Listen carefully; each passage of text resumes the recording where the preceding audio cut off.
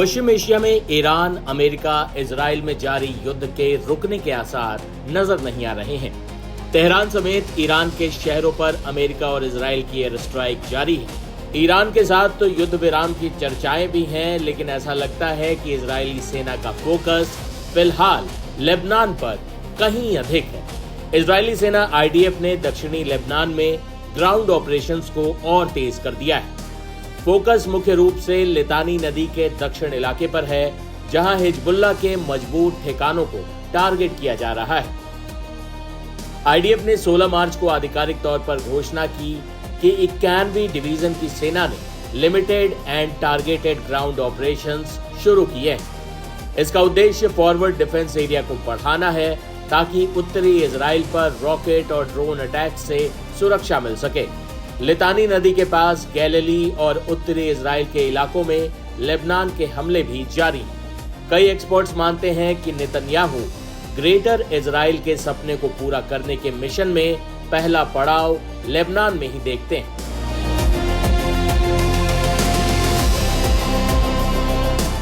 युद्ध भले ही ईरान के न्यूक्लियर प्रोग्राम को खत्म करने या सत्ता परिवर्तन के लक्ष्य के साथ शुरू हुआ, लेकिन इजराइल का एक प्लान और भी है। वो है पूरे दक्षिणी लेबनान पर कंट्रोल हासिल कर हिजबुल्लाह की मिलिट्री इंफ्रास्ट्रक्चर को पूरी तरह से तबाह कर देना। आईडीएफ बफर जोन बनाने की कोशिश में है, ताकि भविष्य में कोई भी रॉकेट उसकी उत्तरी बस्तियों तक न पहुंचे। लेकिन ये लंबे समय तक क्षेत्रीय स्थिरता के लिहाज से समीकरण गड़बड़ाने वाला होगा।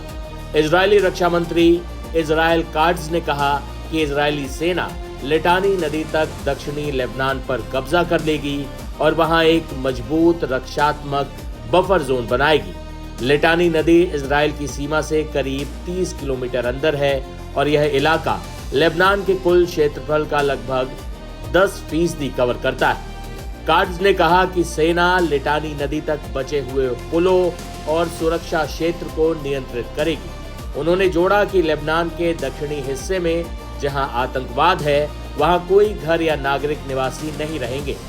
इस युद्ध को 2006 के लेबनान युद्ध के बाद आईडीएफ का सबसे बड़ा ग्राउंड ऑपरेशन माना जा रहा है। 2 दशक बाद आईडीएफ ने दक्षिणी लेबनान के खियाम, कंतारा और अल सवाना जैसे स्ट्रेटेजिक इलाकों पर रेड्स किए हैं। हाल के दिनों में हथियारों के गोदाम, रॉकेट लॉन्च साइट्स और हिजबुल्लाह के कमांड पोस्ट को निशाना बनाया गया है।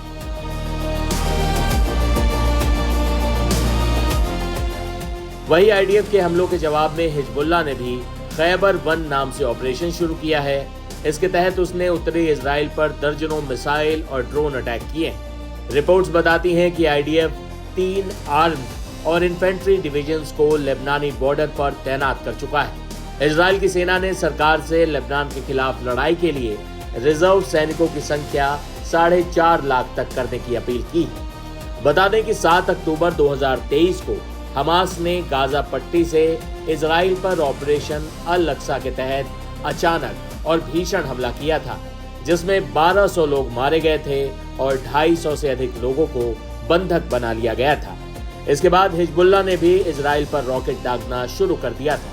नवंबर 2024 में सीज फायर हुआ, लेकिन इजराइल ने सैन्य कार्रवाई जारी रखी। अब ईरान युद्ध के साथ ही हिजबुल्लाह और इजराइल के हमले भी एक दूसरे के खिलाफ बढ़ गए हैं। ऐसे में युद्ध के पहले से कई खुले हुए मोर्चों में एक और मोर्चा बढ़ गया है।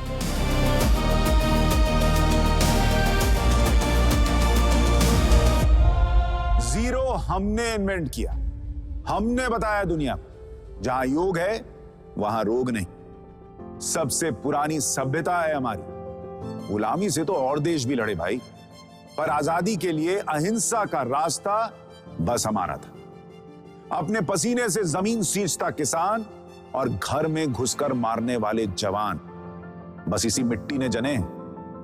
इसके हाथ ने जब थामा जज्बा तो इतिहास रचे।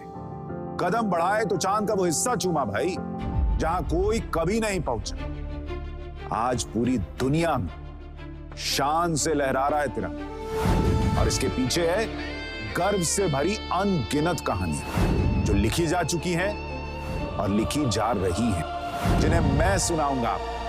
राष्ट्रगर्व रोज शाम 6:25 पर।